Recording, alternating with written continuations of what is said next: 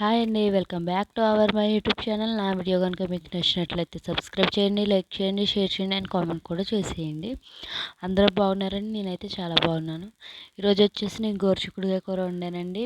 అసలు కారం యూజ్ చేయకుండా మిర్చితోటే వండాను. ఎలా వండానో చూపించాను, ఒకసారి చూసేయండి. నచ్చితే కనుక సబ్స్క్రైబ్ చేసుకుని లైక్ చేయడం మట్టుకు మర్చిపోకండి.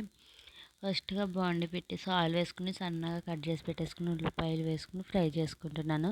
ఈ లోపల మిక్సీ జార్ తీసేసుకుని అందులో సరిపడా మిర్చీస్, అలాగే వెల్లుల్లి, జీలకర్ర, కొత్తిమీర కూడా వేసేసుకుని కొన్ని వాటర్ వేసేసుకుని మిక్సీ పట్టేసాను. మెత్తగా గ్రైండ్ చేసేసుకున్నాను పేస్ట్ లాగా.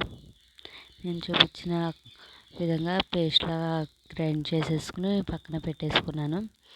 ఇంకా గోరుచిక్కుడుకాయలను తీసేసుకుని వాటిని కొంచెం పెద్ద సైజు ముక్కల కింద కట్ చేసేసుకుని వాటిని వాష్ చేసి పక్కన పెట్టేసుకుని ఉల్లిపాయలు ఆనియన్స్ వేగిపోయిన తర్వాత పసుపు వేసేసుకుని కొంచెం అల్లం వెల్లుల్లి పేస్ట్ కూడా వేసుకుని ఫ్రై చేసుకున్నాను.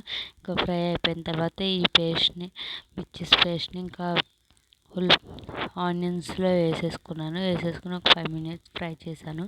పచ్చివాసన పోయే వరకు మిర్చీస్ ఫ్రై అయిపోయిన తర్వాత గోరుచిక్కుడుకాయలను కూడా వాటర్లో వాష్ చేసి ఇంకా బాండీలో వేసేసి కొద్దిసేపు మగ్గనిచ్చాను.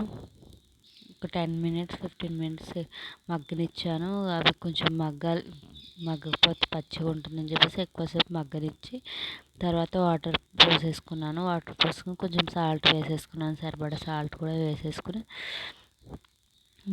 మూత పెట్టేసి ఇంకా ఉడకనిచ్చాను. ఇంకా మధ్య మధ్యలో మూత తీసి కలుపుతూ ఉన్నాను అడుగు పట్టకుండా. ఈ విధంగా చేసుకుంటే చాలా టేస్టీగా ఉంటుందండి. గోరుచిక్కుడుకాయ తినని వాళ్ళు కూడా ఇష్టంగా తింటారు. ఇంకా అటు ఇటు మధ్య మధ్యలో కలుపుకుంటూ ఇంకా కూర మొత్తం దగ్గరికి అయిపోయి ఇంకా నూనె పైకి తేలుతున్నప్పుడు ఇంకా కొత్తిమీర జల్లేసుకోవడమే, అంతేనండి. ఈజీగా కూడా అయిపోతుంది. ఇందులో అసలు కారం అనేది యూజ్ చేయాలి, మిర్చిస్తోటే మొత్తం చేశాను.